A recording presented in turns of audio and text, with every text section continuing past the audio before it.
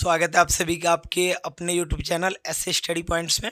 तो आप सभी कैसे हैं? आशा करता हूँ बहुत अच्छे होंगे। तो देख लीजिए, क्लास 10th के लिए हिंदी में मेवाड़ मुकुट और सबसे इम्पोर्टेंट लक्ष्मी का चरित्र चित्रण।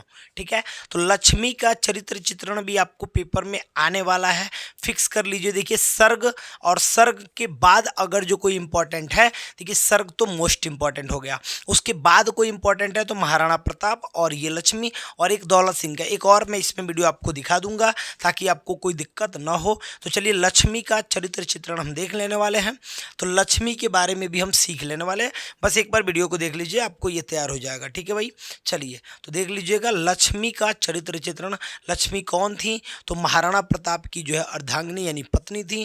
पहले वो जो रानी की जीवन यापन कर चुकी थी, लेकिन फिलहाल जब युद्ध हारने के बाद वो उनकी ज़िंदगी जो है बेकार, मतलब बेकार नहीं, आप कह सकते हैं कि मतलब ये कह सकते हैं ज़रूर कि उनकी जीवन जो है थोड़ा सा दुख में कट रहा था।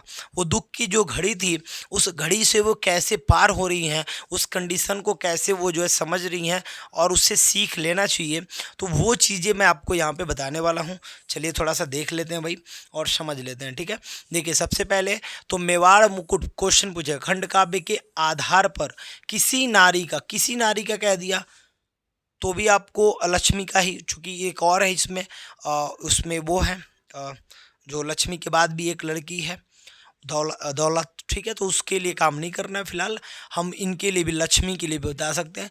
किसी पर कह रहा है तो लक्ष्मी पे ही आप याद कर लेंगे, ये ध्यान रहे। और ये मैं बता दे रहा हूँ कि ये जो लक्ष्मी वाली बात है ये आपके लिए इम्पॉर्टेंट होगा 2025 के लिए, ये आप फिक्स कर लेना मेरे भाई, ये आप फिक्स कर लेना, ये इम्पोर्टेंट होने वाला है। ठीक है, अभी देखिए लक्ष्मी कौन थी भाई? तो लक्ष्मी महाराणा प्रताप के सच्चे अर्थों में अर्धांगिनी है। अगर देखा जाए तो आपको याद होना चाहिए कहानी की लक्ष्मी है कौन। तो लक्ष्मी महाराणा प्रताप की अर्धांगिनी है। ठीक है, और वे भी महाराणा प्रताप के साथ वन में भटक रही हैं और उनके समान ही कष्ट सह रही हैं। ये बात मैंने आपको जब सर्ग पढ़ाया था उस टाइम भी पढ़ाया था, उस टाइम भी मैंने बताया था कि वो भी क्या कष्ट अपना क्या कर रही हैं, सह रही हैं। ठीक है, अब देखिए, अब मानसिक संघर्ष क्या है भाई? सबसे बड़ा तो दिमाग से लड़ना होता है। जब आप डिप्रेशन में होते हैं, जब आपका दिमाग खराब होता है, उस सिचुएशन को जब आप लड़ जाए ना तो दुनिया के किसी ताकत से आप लड़ जाएंगे, यानी ये मानसिक संघर्ष। देखिए, तो सबसे पहले तो मानसिक संघर्ष से वो लड़ रही हैं। लक्ष्मी इतने कष्ट झेलती है कि मानसिक संघर्ष यानी कि डिप्रेशन में चले जाते के कारण उन्हें अनेक प्रकार की शंकाएं होने लगती हैं। वे भाई एकदम डिप्रेशन हो जाती है, सोचने लगती हैं कि वे सोचती हैं, क्या सोचती हैं भाई, कि कर्मयोग की बातें करना कोरा आदर्श है, वास्तव में भी भोग ही सच्चा जीवन दर्शन है। संसार में दयावान तथा सद्विचार वाले व्यक्ति दुख और भोगते हैं, कुमार्ग पर चलने वाले सफलता प्राप्त करते हैं। वो ये सोच रही हैं कि यार कितना मतलब गलत हो रहा है हमारे साथ, हम एकदम सच्चे हैं, हमारे जो हस्बैंड हैं ये एकदम सच्चे हैं, हम लोग सच्चे हैं तो हम लोग के साथ गलत हो रहा है, और जो लोग गलत मार्ग पे चलने वाले हैं उनको सफल मिल जा रहा है, वो लोग सफलता उनके मतलब सफलता उनको प्राप्त हो जा रही है। ये कैसा मतलब, ये वो डिप्रेशन में चली गई हैं और दिमाग से बहुत तरह तरह की बातें सोच रही हैं। अब कौन सोच रही हैं? लक्ष्मी। लक्ष्मी कौन है? तो अर्धांगिनी है। किसकी अर्धांगिनी है? महाराणा प्रताप की। यानी लक्ष्मी के बारे में आपको पेपर में लिखना हो तो क्या लिखिएगा कि महाराणा प्रताप की जो पत्नी है, महाराणा प्रताप की जो अर्धांगिनी है वो लक्ष्मी है, और वह जो है वो भी वन में मतलब उनके साथ घूम रही हैं, टहल रही हैं, मतलब टहल नहीं रही हैं, उनके साथ हैं, वन में बिता रही हैं अपना जीवन, और उनके साथ उतना ही कष्ट ये भी सह रही हैं। और जो पहला हेडिंग है वो है मानसिक संघर्ष, वो अपने दिमाग से लड़ रही हैं, उनके दिमाग में न जाने तरह तरह की बातें आ रही हैं, उसी में वो सोच रही हैं कि जो लोग जितने सही होते हैं वो उनको उतना ही गलत मिल जाता है, जो लोग जितने गलत होते हैं उनको सफलता मिल जाता है। ये बातें आप अपनी मर्जी से भी जोड़ के मेरे बाबू लिख सकते हो। ठीक है, अब देख लीजिए उसके बाद से क्या कंडीशन है, उसके बाद से हम समझेंगे। अब आगे आगे समझेंगे, आगे और भी क्या हेडिंग है भाई? तो आगे हेडिंग है कि उनका और भी क्या क्या बातें हैं। महाराणा प्रताप के लिए अपार श्रद्धा। देखिए उनके मन में जो है महाराणा प्रताप के लिए अपार श्रद्धा भी है। क्यों श्रद्धा है महाराणा प्रताप के लिए? क्योंकि उनका कहना है भाई कि महाराणा प्रताप जी, देखिए लक्ष्मी हृदय में, लक्ष्मी के हृदय मन, लक्ष्मी के दिल में, ठीक है, हृदय में महाराणा प्रताप के लिए अपार श्रद्धा है। वे कहती हैं कि उनका एकमात्र अपराध नहीं यही है कि उन्होंने कभी अत्याचारी के आगे सिर नहीं झुकाया। वे कहती हैं कि यही ना अपराध मेरे पति की है जिसकी वजह से हमको ये भोगना पड़ रहा है कि वे उसके सामने, अकबर के सामने कभी झुके नहीं हैं। यही ना अपराध किए हैं, ठीक किए हैं, कोनो बात नहीं है, बहुत बढ़िया मेरे पति हैं ये, ठीक है, ये अपराध किया, ठीक है। सिर नहीं झुकाया, अपने धर्म और स्वाभिमान को नहीं बेचा, दासता का जीवन स्वीकार नहीं किया। इसके कारण ही उन्हें इतने कष्ट झेलने पड़ रहे हैं, किंतु उनकी आत्मा महान है, इससे उनके संतोष प्राप्त होते हैं।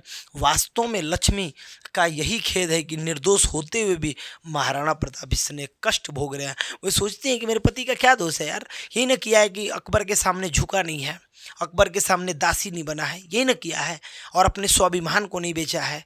लेकिन ठीक है, कोई बात नहीं, फिर भी मेरे पति बहुत महान है, कोई बात नहीं है, हम लोग दुख झेल रहे हैं तो झेल रहे हैं। लेकिन फिर सोचती हैं कि मतलब जो हस्बैंड है वो सही हैं, फिर भी उनको दुख जो है झेलना पड़ रहा है। ये बात लक्ष्मी सोच रही है अपने हस्बैंड यानी महाराणा प्रताप के लिए, राइट। दो चीज़ें मैंने आपको बताया, दोनों बताओ आपको तैयार हो गया कि नहीं हो गया। आप बताओ तैयार हुआ कि नहीं हुआ भाई।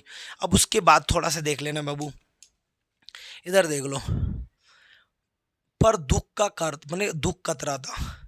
लक्ष्मी स्वयं कष्ट सह सकती है पर दूसरों के कष्ट नहीं देखे जाते। वे कहती है कि यदि वे अकेली होती तो उन्हें भूख रहने की कोई चिंता न थी, लेकिन उनके साथ अमर है उनका लड़का दौलत है और राणा जी को भूखों रहना नहीं देखा जाता। अब वो एक ये भाई बात है इस कहानी में, इसमें ट्विस्ट ला दीजिए कि भाई रानी लक्ष्मी कह रही है कि अगर जो मैं अकेले रहती तो मैं कितना दिन भी खाना नहीं खाती, कोई बात नहीं, लेकिन मेरे सामने एक दुश्मन की लड़की है, दौलत है, अमर है लड़का अपना, और ये महाराणा प्रताप खुद है, ये लोग जब खाना नहीं खा रहे हैं तो मेरा कलेजा फटा जा रहा है। ये बात लक्ष्मी जी जो है कह रही हैं, ठीक है। अब देखिए उदारता, उदार हृदय क्या है, लक्ष्मी का हृदय विशाल है क्योंकि रानी ने वैभव के दिन भी देखे हैं भाई, और संकीर्ण सांप्रदायिक विचारों से परे है। अकबर की ममेरी बहन दौलत, सांप्रदायिक मतलब हिंदू मुस्लिम वाले बात से परे है, और उसकी ममेरी मामा की लड़की को ही वो रखी हैं और अपने हिसाब से उसको जो है पुत्रीवत व्यवहार कर रही हैं। बहन दौलत उनके साथ आकर रहने लगती है, वे उसको उतना ही स्नेह करती हैं जितना अपनी पुत्र अमर को करती हैं। वे ये कभी नहीं सोचती कि यह बालिका एक यवन पुत्री है, एक नौजवान लड़की है और शत्रु की बहन है। यही कारण है कि दौलत भी लक्ष्मी को सच्चे हृदय से अपनी माँ मानती है और उनका उसी प्रकार सम्मान करती है। तो दौलत भी उनका सम्मान करती है उसी प्रकार से, और वो लक्ष्मी भी उस लड़की को ये भुला जाती हैं कि ये सांप्रदायिकता या किसी प्रकार के हमारे दुश्मन की बेटी है चाहे बहन है, इन सब बातों को भूल के जिस प्रकार से अपने अमर यानी अपने लड़के को प्रेम करती हैं उतना ही प्रेम वो जो है दौलत को भी देती हैं। तो दौलत भी अपनी मम्मी के समान इनको मानती है और उतना ही सम्मान देती है, ठीक है। चलिए अब यहाँ पे स्वतंत्रता प्रेमी हो गया।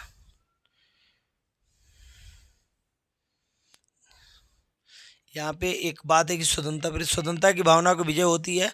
वे कहती हैं कि कष्ट सहती रहेंगी, कष्ट उन्हें विचलित नहीं कर पाएंगे, वे अत्याचारों के आगे शीश नहीं झुकाएंगी, ठीक है। और लास्ट कंडीशन क्या है कि वे वीरांगना है यानी वीर नारी हैं। जब महाराणा प्रताप कहते हैं कि उन्होंने मेवाड़ छोड़ने का निश्चय कर लिया है तो उनका मन पुनः उत्साह से भर जाता है।